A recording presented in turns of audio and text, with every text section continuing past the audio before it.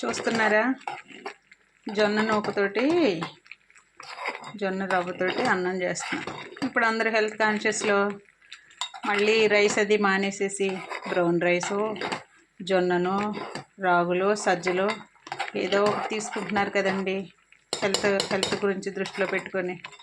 So నేను కూడా అలాగే చేస్తున్నానండి.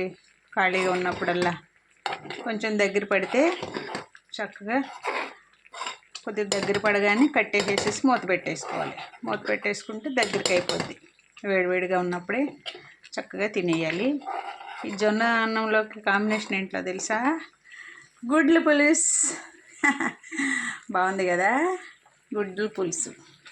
చక్కగా పులుపు ఎక్కువ వేసి అల్లం పేస్ట్ వేసి, చూసారా, ఇలాగ పులుసులాగే వండుకోవాలండి. ఎప్పుడు మనం ఎగురుకూరలే తింటాం కదా, ఎగురుకూరలు కాదు. అప్పుడప్పుడు చింతపండు పులుపు వేసుకొని ఇలాగ చారులాగా పెట్టి చేసుకోవాలి. దగ్గరికి అయిపోయింది, ఇంకొంచెం కొత్తిమీర వేసి లాస్ట్న దించేస్తే తినటానికి రెడీ. మీరేం చేసుకుంటున్నారు? బాయ్.